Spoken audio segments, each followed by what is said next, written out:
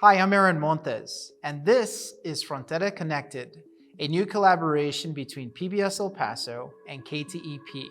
We're going to be hosting a discussion about the Texas Legislature this year, and we've invited community members to talk about special topics so that way we can take some of those comments and concerns to state lawmakers from El Paso. Today we're talking with Alexsandra Annello, the District 2 City Representative. Alexsandra, thank you so much for being here. Thank you for having me. Alex, one of the things I wanted to ask you about is these local control laws that seem to be a major topic for a lot of the major cities in Texas at the moment. Can you speak to how this state legislation will impact the city of El Paso or may impact it? Sure, it's going to have a wide range of impacts on the city of El Paso, right? I know there are specific bills that we can and we will get into, but I think just in general, the problem with these bills, not just HB 2127, but others, is the ability for local communities to advocate for themselves, right? There have been some zoning laws that have been passed out of the state or some zoning bans, right? Limiting the requirement for minimum setbacks. Those things are no longer allowed. That really impacts a community when they have an issue with the zoning in their neighborhood, especially in El Paso, where we know so many neighborhoods are very conducive to the history of their communities. They no longer can go to their city representative to advocate for themselves, and really taking away the ability of people in communities to advocate for themselves is the biggest impact of all of these local control bills. Specifically looking at bills like HB 2127, which talks about payday lending, which talks about water breaks for construction workers, especially here in El Paso, where we've reached 115 degrees for over 30 days. Talking about animal control laws. We know in El Paso, we are having serious issues with stray dogs.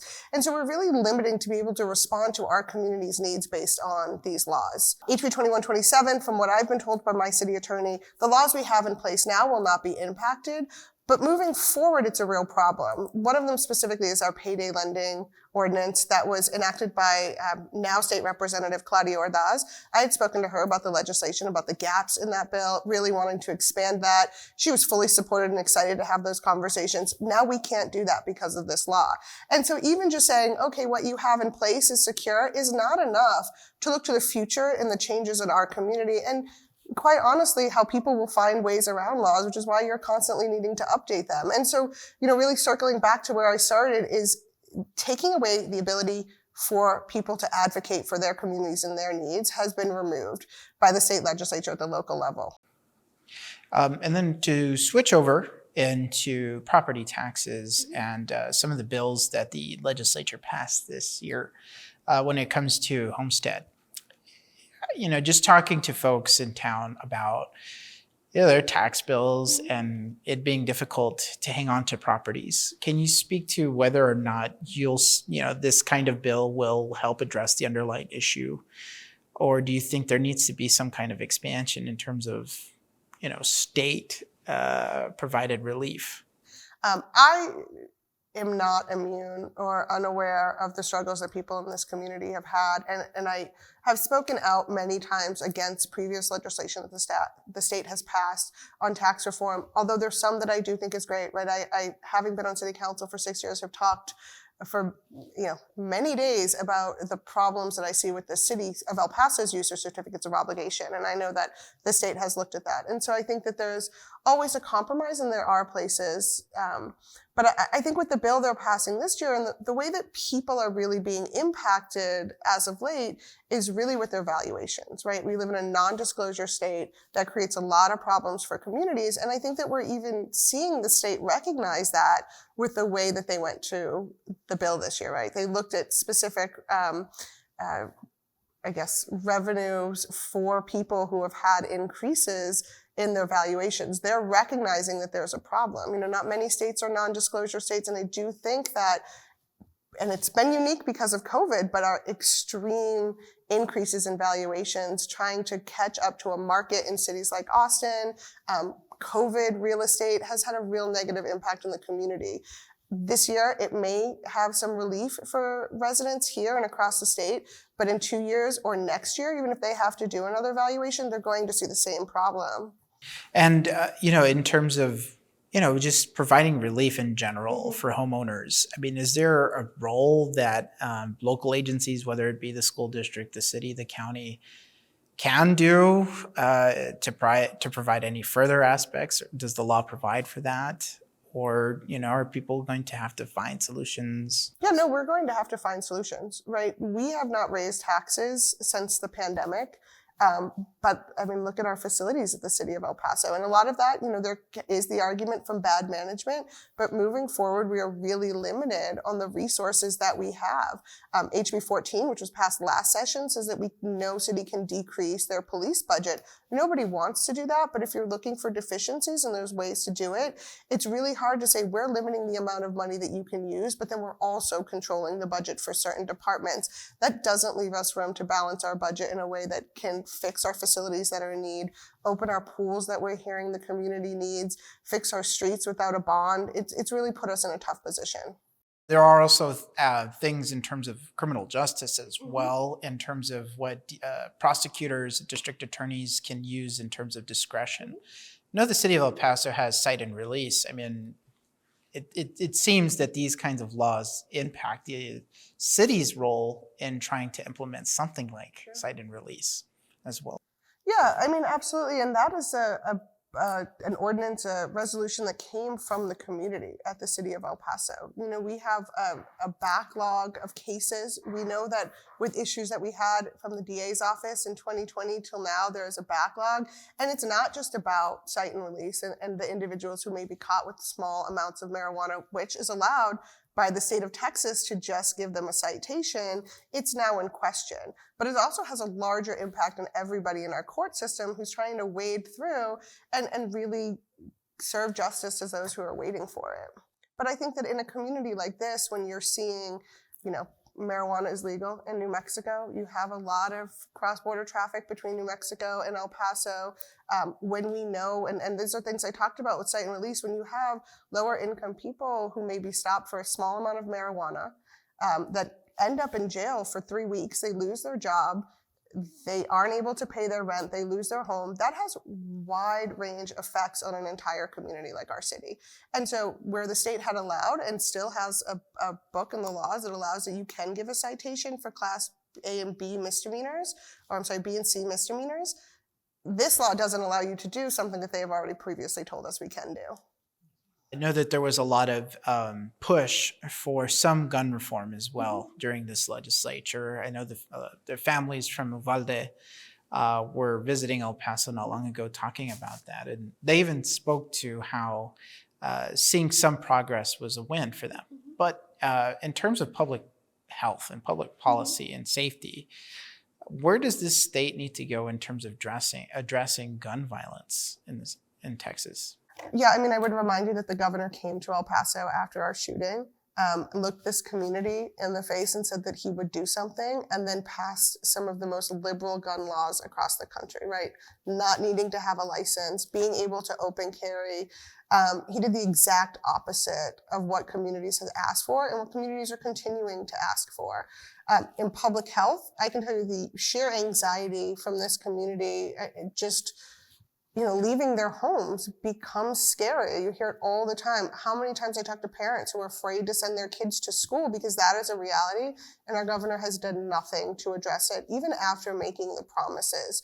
I really think that, the state is constantly talking about mental health in conjunction with mass shootings and has continued to cut mental health funding. And so they are not even addressing the issue in the way they think without, medical recommendation. They're refusing to fund what they think the solution is. And so what is a start? I mean, I think that we should definitely be revisiting some of the laws that were passed post-2020. I think background checks are huge. I think access to resources for anyone, but especially victims of those who have been involved in a shooting or who are in a community like Uvalde that is so small, a community like El Paso that is so close, that has experienced those things. Again, I keep saying this about the laws that are passed in the state, but the impacts have such long-term repercussions, and we continue to ignore them. I mean, you heard the children get up at the Walmart shooters trial, and the first thing I thought is, where is the mental help for them? They are still that angry and scared. They're going to be for the rest of their lives.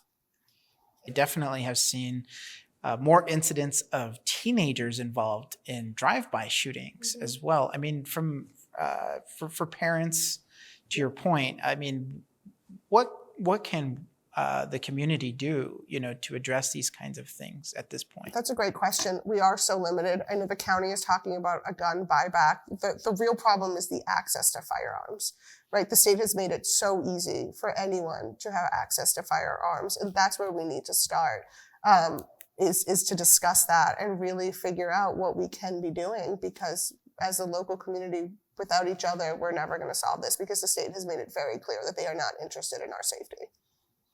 And to move over into other kinds of policies. This year in particular, we saw more of an implementation of Operation Lone Star in El Paso, just through the Department of Public Safety and also the Texas National Guard. Mm-hmm. There's definitely a discussion throughout the state, but also in the country, about the approach that border communities should be taking in terms of these large waves of migration that tend to come. Can you speak to the efforts that you saw through nonprofits and the city in trying to handle that kind of an issue? Yeah, I mean, I think the question itself is interesting, right? Because the question is how local communities should respond. And I would say how local communities have to respond, right? We saw in 2019 when there was a migrant crisis, nonprofits really stood up. And if it was not for them, there would have been thousands of people on the street.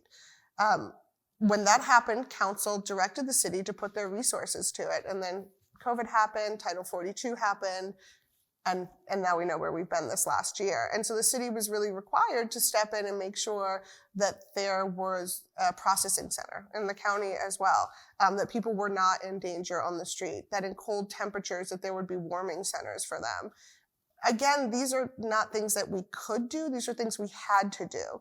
When you have a large congregation of people in one concentrated area, it's unsafe for them. It is extremely unsafe for them, but it's also unsafe for our residents, and no one should have to live like that. And so, we're stuck between the federal government not having set up the resources to deal with this, the state limiting the resources that we can use, and all in all, we're just trying to protect everybody that is in El Paso at that time. What kind of situation does it put, the city government when you have the federal government and the state government having these very different approaches to something like that? It's almost impossible, right? I mean, the federal government has passed a law that we couldn't provide services to anyone that did not have documentation. The state is out on the border. We've seen recently physically harming people in the river, pushing people and children back. And, in this community, and what we know is immigrants will find a way to come, right? They are coming from terrible conditions.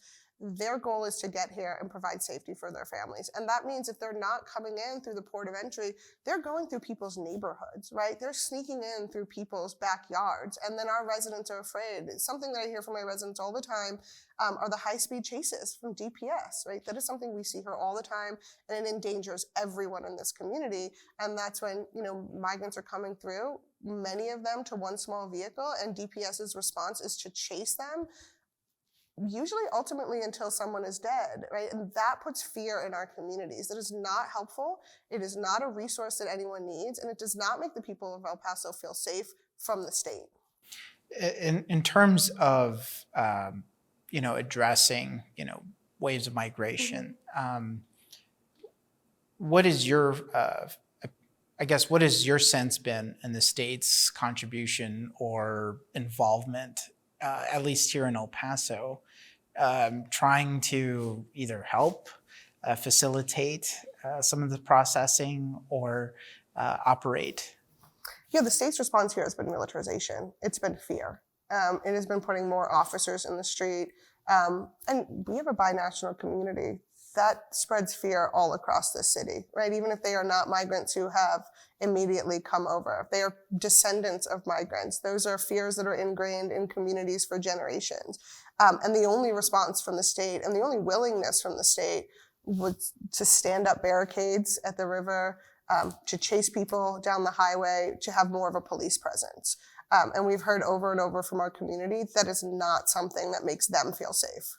I wanted to ask you a little bit about the state's approach and decision to ban gender-affirming care for for trans youth in the state of Texas, but also can you speak to the complexities as well of just people in El Paso's access to healthcare in general? Yeah, I mean, we live in a community that's completely medically underserved. And with the vagueness of this law coming out of the state, it's really unclear who can and cannot get treatment.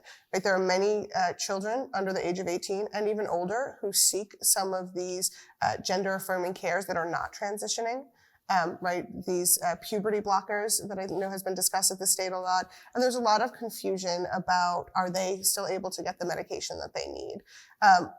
But really the issue with this law is the fear that it's creating. Right? You have doctors afraid to see any kind of patient who has or has talked about transitioning.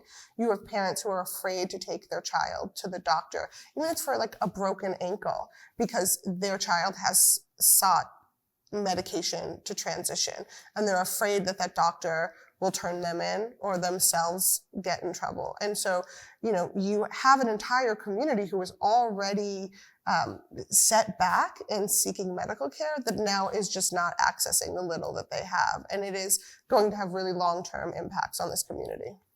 Right, and access to Medicare in general. What, in your perspective, or at least from what you've seen being in city council, what are some things that El Pasoans are generally needing and they just don't have the access to it, whether it be because the state isn't putting in enough resources or just because we just don't have the investment? Oh, I mean, there are so many areas of the medical field in this community that we just don't have. We have limited psychiatrists in this community for our size. I think we have 3 that are not in private practice. We know the state has completely cut women's health care from state-funded organizations, being the city of El Paso and our public health department. And this is just another step in their ability to take away from community success, right? They're cutting education funding. They're cutting education funding towards healthcare, specifically women's healthcare. They're cutting funding for those actual procedures. We're already, just in the state's Medicare and Medicaid program, we don't have access to the resources that other states do. And now those things are just completely off the table for many families.